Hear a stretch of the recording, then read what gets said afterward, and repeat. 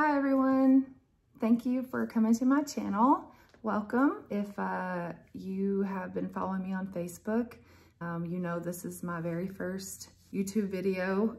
You also know that I'm not great at making videos of myself. For some reason, it just gives me like a panic attack. So welcome and thank you for watching. And also, if you're here from my Facebook channel, then you know that on March 1st, I decided to do a 30-day gluten-free challenge to myself, mostly because I wanted to see if it would help my skin.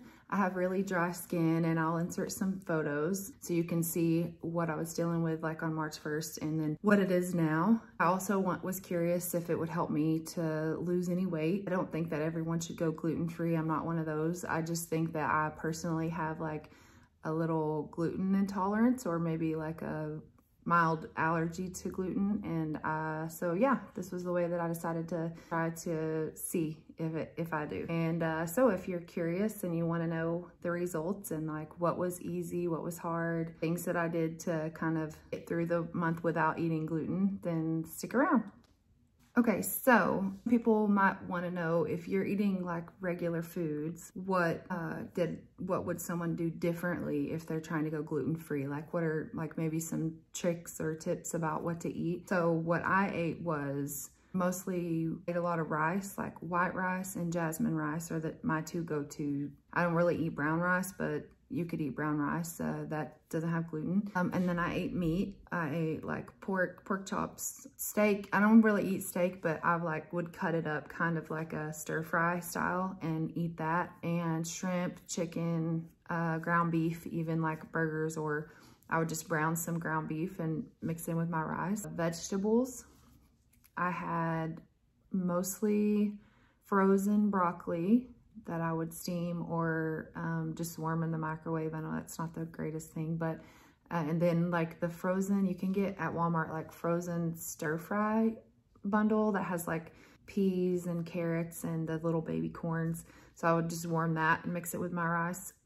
For like anything sweet, mostly I just had fruit. So like bananas, strawberries, oranges, and then I also had Jell-O. So those were kind of my go-tos. I try to stick I didn't try to like wander out too much and like go for any gluten-free like alternatives this time, because I just wasn't sure enough about the ingredients to be able to know if it was actually worth it. Like I know there's a lot of extra added sugars in gluten-free products to kind of make up for the texture and flavor that's kind of lacking in some gluten-free like breads and crackers and cookies and things like that. So I just didn't do that. I did buy some gluten-free bread for my daughter to try. She hated it. So that's about all that I did for that. Also, I wanted to talk about what I started drinking green tea, and green tea is really good antioxidant. You can read all about it on the interwebs. It's everywhere. You probably heard a million people talking about it, but for me, I've noticed that it does help me like feel a little more energized. And I also noticed that I don't have as much like swelling in my hands and things like that whenever I drink green tea. It's also a good alternative to someone who tries to drink night coffee. I need to not do that, but every now and then I get a craving for it. And so I got some green tea to kind of take the place of that so that I'm not getting a bunch of caffeine. The kind that I use is this. It is Salada decaffeinated green tea. And yeah, I just put that in a hot cup of water, let it steep for a couple of minutes, and then have a warm cup of tea in the evenings or in the mornings. In the daytime, it's fine. I also did my best to replace my salt anytime I could replace salt with sea salt. So this, I'm gonna do a YouTube thing here. Sea salt grinder, I'm almost out of it. You can just, like, it grinds down, so you can pick if you want it to be like really fine or kind of medium or really coarse, like kind of like even a rock salt texture. This is really good for hydration. One last thing that I started doing, my friend who's a nutritionist recommended this to me, to take gelatin or collagen for hair growth and nails. And if you know me ever before, this like personally, then you know that I've always bitten my nails down to the quick, And since I've been using collagen and gelatin, my nails have gotten a lot stronger and they've grown a lot faster. So yay, that's good. So this is just something, it's not anything to do with gluten-free. It's just one thing that I've been doing this month. So I got this kind. My friend recommended this brand, Great Lakes Gelatin, Unflavored. It's just like a powder texture. And what I recommend doing is get like a teaspoon of it, put it in some cold water, mix it up, stir it up until it dissolves, and then mix it in with your coffee and add your cream or whatever you're gonna do. Because if you put it straight into your coffee, it's gonna like gum up. There is another alternative to this one, the same brand, but it's in a green container. And I hear that it actually dissolves directly into your coffee. You can just pour it in or whatever that you wanna add it to. Some people add it into like their food and just sprinkle it in there to get extra collagen. So if you're looking for something that's good for like joint pain and your hair growth, hair health, skin health, then I think that's a great alternative. Not an alternative, sorry, I'm throwing words around because I'm getting nervous. It's a great additive, a great supplement to add to your diet. Next, what was difficult? I would say the hardest part of going gluten-free for 30 days was really just a couple of foods. So pasta, I love pasta.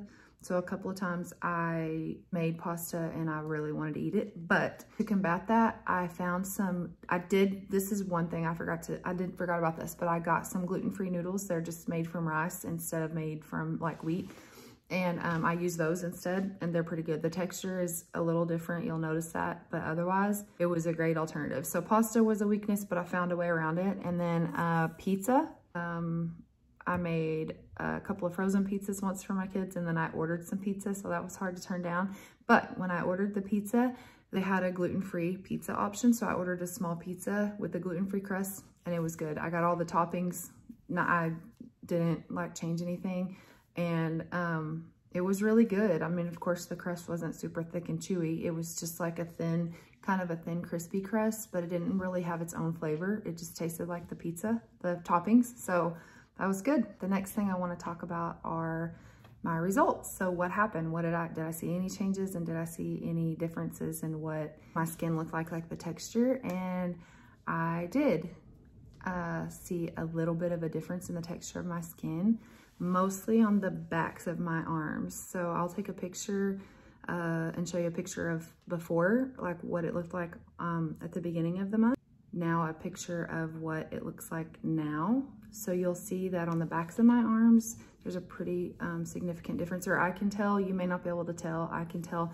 And also something that you can't really tell by looking is the texture is a lot softer, but the red bumps have gone down significantly, but I can feel the texture is a lot softer. And then on my fronts of my arms, the same. The skin is smoother and the red bumps are less. And on the tops of my legs, the little red spots have decreased some, but they're still there. So now you want to see the weight results, or the like inches lost results. So I'll post a picture of my before when I started. These are before, and these are after. And now I'll post them together, side by side, so you can kind of draw your conclusions. So you can see a little bit of a difference. I wouldn't say it's a huge difference, but there is a difference that I can tell. I can tell in the way that I'm fitting into my clothes. Yeah, so I would say that there's been a change, but it's not like jaw-dropping. I mean, it's only been 30 days. That's 4 weeks. It's not that long. But I didn't expect going gluten-free to fix like all my problems. I just wanted to see if it did have any kind of effect on my skin and like the weight that I was holding on to. And I think that it did. So in conclusion, what do I think about going gluten-free for 30 days?